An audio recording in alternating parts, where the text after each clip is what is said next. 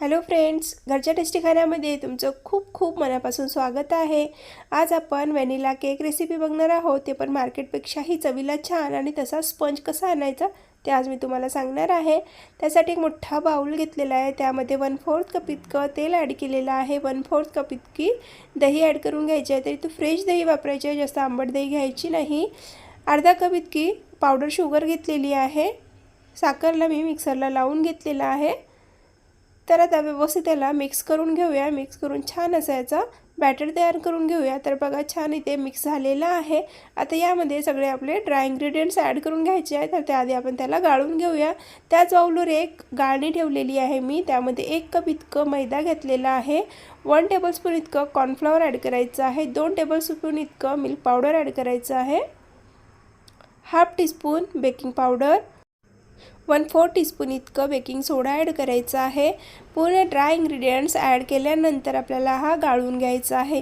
गाळून घेतल्याने लम्स होत नाही, गुठळ्या होत नाही, छान असा स्मूथ इथे बॅटर तयार होतो। त्यासाठी आपल्याला इथं गाळून घ्यायचं आहे।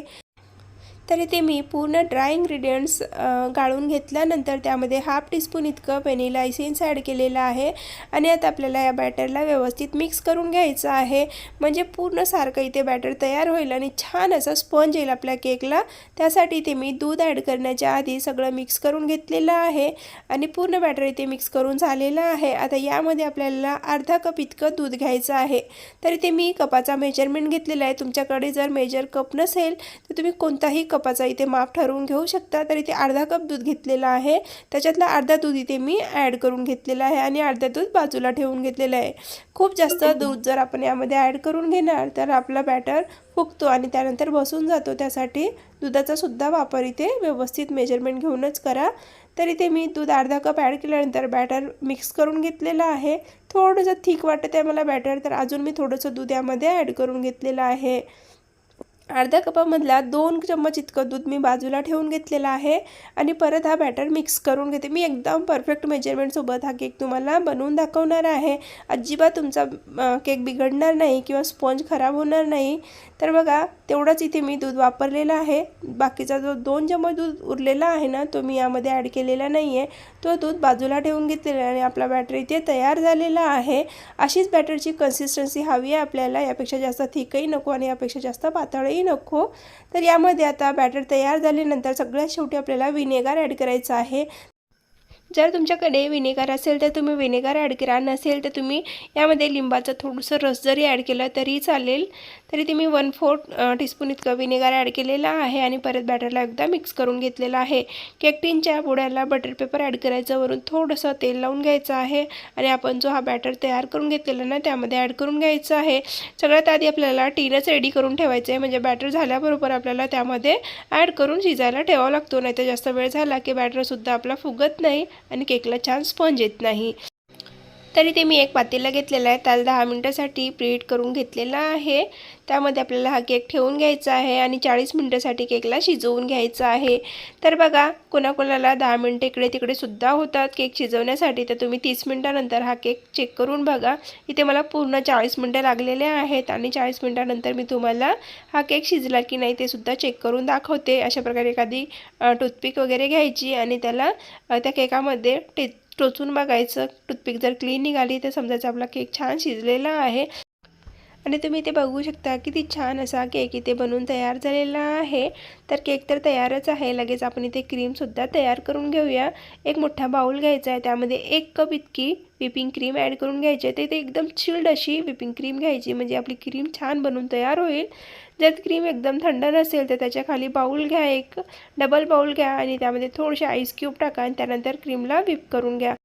तर इथे मी पूर्ण क्रीमला विस्क करून घेतलेलं आणि खूप छान थिक अशी इथे क्रीम बनवून तयार झालेली आहे। क्रीम तयार आहे, लगेच आपण इथे शुगर सिरप बनवून घेऊया। तर इथे मी 4 चम्मच इतकं शुगर पावडर घेतलेलं आहे, 4 चम्मच इतकंच आपल्याला पाणी ॲड करायचं आहे आणि शुगर सिरप इथे बनवून घ्यायचं आहे। तर आपला शुगर सिरपसुद्धा बनवून तयार झालेला आहे। लगेच आपण केकला कट करून घेऊया. तर आधी आपण डिमोल्ड करून घेऊया केकला. सगळ्यात आधी तर केक बघा खूप छान, खूप स्पंजी आणि पांढरा शुभ्र इथे केक बनून तयार झालेला आहे. नाहीतर कधी कधी काय होते ना, केक बाजूला पूर्ण जळून जातो, बुडाला सुद्धा पूर्ण जळतो. पण आपण या पद्धतीनं किंवा या मेजरमेंटनं जर हा केक तुम्ही बनवाल ना, तुमचा केक अजिबात बिघडणार नाही. चवीला तर अप्रतिमच होते. तर केक पूर्णपणे इथे थंड झालेला आहे, डिमोल्ड करून घेतलेला आहे. आता लगेच मी केकला कट करून दाखवते आणि त्यानंतर आपण याला आयसिंग करून घेऊया. तर सगळ्यात आधी तर इथे मी आपला बटर पेपर काढून घेते. काढून घेतल्यानंतर स्पंज बघा तुम्ही किती छान आलेला आहे. जर तुम्हाला याची स्पेशल रेसिपी हवी असेल तर कमेंट करून नक्की कळवा. मी तुमच्यासाठी ही स्पेशल रेसिपीसुद्धा शेअर करेल. आधी आपण याला 3 लेअरमध्ये कट करून घेऊया, त्यानंतर आयसिंग करून घेऊया. तर मी फर्स्ट लेअर कट करून दाखवलेली आहे आणि जाळी बघा आपल्या केकला किती छान आलेली आहे. अशाच प्रकारे आपला केक बनवून तयार झाला पाहिजे, नाहीतर केक कच्चा कच्चा लागतो, चवीला तेवढा छान लागत नाही. दुसरीसुद्धा लेअर कट करून घेतलेली आहे आणि आपली ही तिसरी लेअर आहे. तर सगळ्यात आधी आपल्याला बोर्डवर थोडंसं आपल्याला क्रीम लावून घ्यायची आहे, म्हणजे आपला केक इकडे तिकडे सरकणार नाही. त्यासाठी ते मी थोडीशी क्रीम लावून घेतलेली आहे. त्यावरून आपल्याला केकची लेअर ठेवून घ्यायची आहे. वरून थोडंसं शुगर सिरप लावलेला आहे. थोडंसं म्हणजे भरपूर लावा, म्हणजे एकदम जास्त फिक्कं लागेल तर व्यवस्थित नरम होईल. अशा प्रकारे इथे शुगर सिरप लावून घ्यायचं आहे. त्यानंतर क्रीम लावून घ्यायची आहे. क्रीमला व्यवस्थित स्पॅच्युलाने स्प्रेड करून घ्यायचं आहे इव्हनमध्ये. आणि त्यानंतर दुसरीसुद्धा लेअर ठेवायची आहे, त्यालासुद्धा त्याच पद्धतीनं शुगर सिरप लावायचं आहे. त्यानंतर वरून क्रीम लावून घ्यायची आहे. तरी ते मी तुम्हाला थोडंसं स्पीडमध्ये दाखवत आहे, कारण व्हिडिओ खूप मोठा होत होता, त्यासाठी ते मी स्पीडमध्ये दाखवलेला आहे. आणि अशा प्रकारे सेकंड लेअरमध्ये सुद्धा क्रीम लावून घेतलेली आहे, इव्हनली स्प्रेड करून घेतलेला आहे. आणि ही थर्ड लेअरसुद्धा शुगर सिरप अशा मधून लावून घेतलेला आहे आणि त्यावरून ठेवून घेते. आता वरून आपल्याला क्रीम लावून घ्यायची आहे. तरी ते मी वरूनसुद्धा क्रीम लावून घेतलेली आहे.